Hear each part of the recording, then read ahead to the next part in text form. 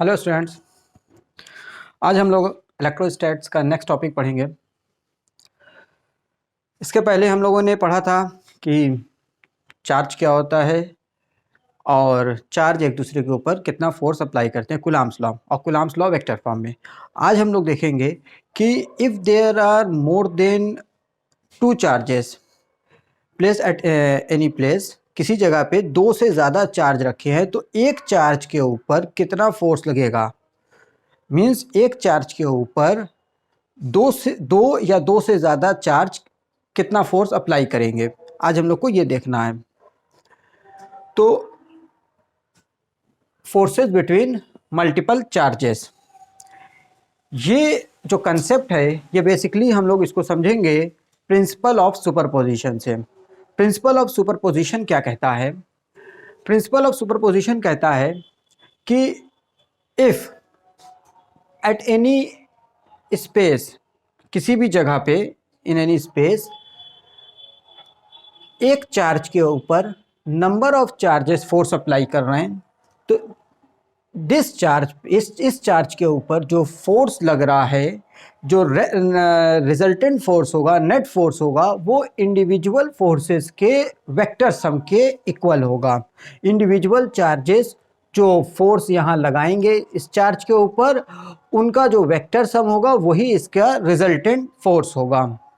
एक बात। दूसरी बात, प्रिंसिपल ऑफ सुपरपोजिशन ये कहता है कि इस चार्ज, सपोज यहाँ इस फिगर में जो चार्ज दिया है Q1, चार्ज Q1 के ऊपर जो फोर्स लग रहा है Q2 के थ्रू, वो अनइफेक्टेड होगा Q3 और Q4 के प्रेजेंस रहने या ना रहने से। मीन्स Q3 और Q4 यहाँ रहें या ना रहे, Q2 के थ्रू जो फोर्स Q1 पे लगना है वो वही लगेगा, चाहे वहाँ Q3 रहे या Q4 रहे या ना रहे।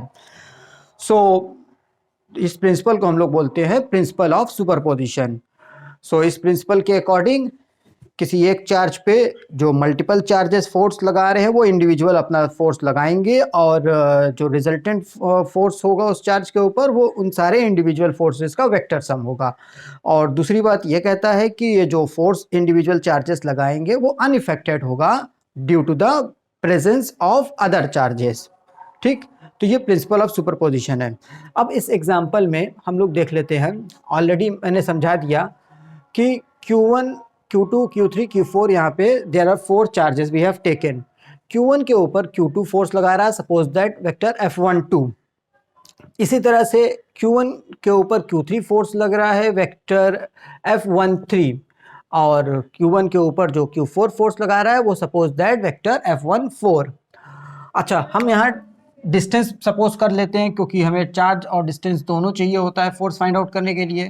तो मान ले रहे हैं चार्ज Q2 से Q1 की जो डिस्टेंस है वो R12 है, और इसके अलोंग यूनिट वेक्टर जो है वो R12 कैप है।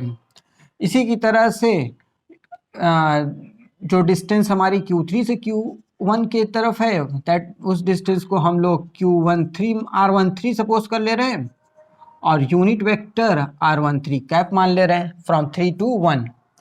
और इसी तरह से हम लोग मान ले रहे हैं कि जो डिस्टेंस Q4 से Q1 है वो हमारी डिस्टेंस है वो सपोज दैट 1, 4, और यूनिट वेक्टर है R14। So according to Coulomb's law, अब कूलम्ब्स लॉ के according vector F12 means force on charge Q1 due to charge Q2। तो मैग्नीट्यूड जो होगा 1/4 pi epsilon naught Q1 Q2 upon distance का square. तो distance हमारी है R12, इसका स्क्वायर। डायरेक्शन आल्सो हम प्रोवाइड करना चाहते हैं, या हम लोग मान के चलें कि सारे चार्ज जो हमारे all the 4 charges are like charges. Suppose positive charge है, पॉजिटिव चार्ज है तो जो फोर्स जो हमारा जो फोर्स होगा वो आउटवर्ड डायरेक्शन में लगेगा, तो उसी के अकॉर्डिंग यूनिट वेक्टर लगा देते हैं। तो जो वेक्टर F12 की डायरेक्शन होगी वो Q2 से Q1 के अलोंग होगी Q1 के ऊपर। तो यूनिट वेक्टर हमने सपोज किया है Q2 से Q1 R12 cap. In the same way vector F13 means force on charge Q1 due to charge Q3, 1/4 pi epsilon naught Q1 Q3 upon R13 का square और unit vector from 3 to 1 in the same way vector F14 1 upon 4 pi epsilon naught Q1 Q4 और distance का upon distance का square, तो ये R14 square और unit vector. ठीक, okay. So these are the individual forces applied by the individual charges on charge Q1। अब ये तो ठीक है प्रिंसिपल ऑफ सुपरपोजिशन के अकॉर्डिंग कि ये जो फोर्स F12 है, F13, F14 है वो अनइफेक्टेड है बाकी चार्जेस के प्रेजेंस रहने से। अब रिजल्टेंट फोर्स जो होगा वो इन्हीं का वेक्टर सम हो जाएगा। तो resultant force on charge Q1 suppose F1 is equal to vector sum of all these forces, vector F12 plus vector F13 plus vector F14। we can put the values, इसमें जो common term है वो निकाल लेते हैं। जैसे common है 1/4 pi epsilon naught Q1, तो Q1 upon 4 pi epsilon not common, in bracket Q2 upon R12 का square R12 cap plus Q3 upon R13 square R13 cap plus Q4 upon R14 square R14 cap. तो this is our resultant force on charge Q1 due to all the other 3 charges. इसको हम summation term में अगर लिखना चाहें तो summation term में भी लिख सकते हैं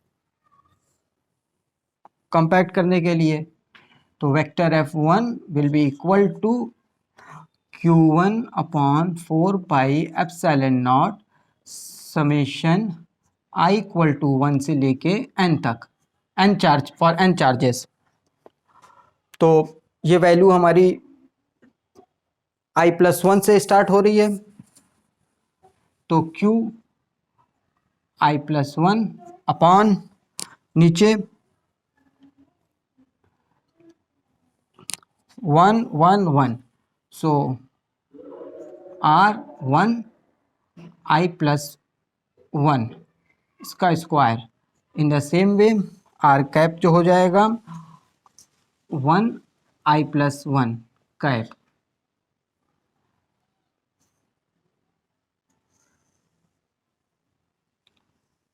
तो ये हमारा रिजल्टेंट फोर्स की value I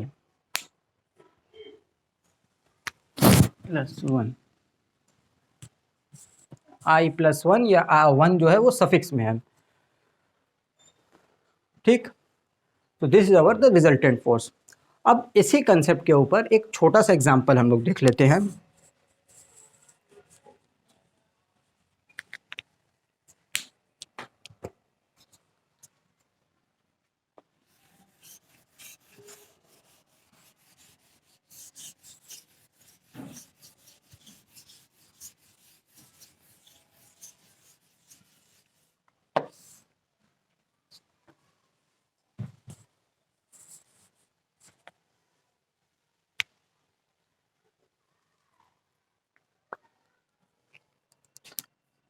Suppose that there are 3 charges, 3 equal charges are placed at the vertices of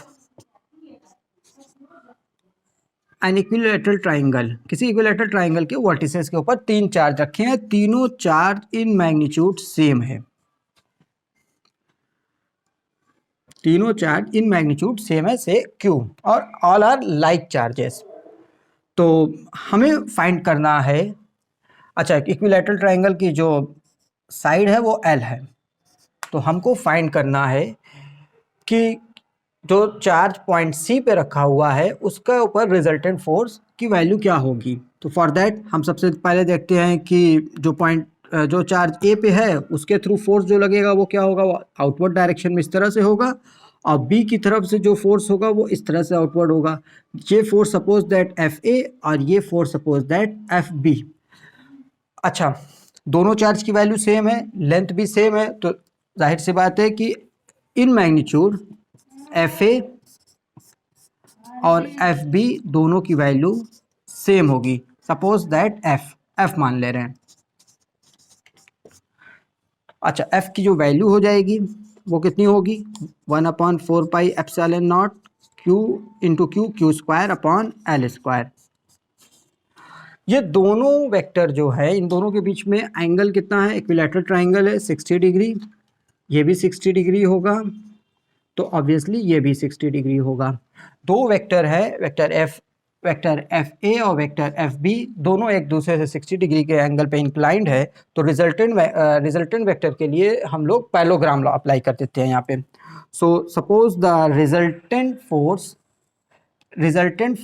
eight point C is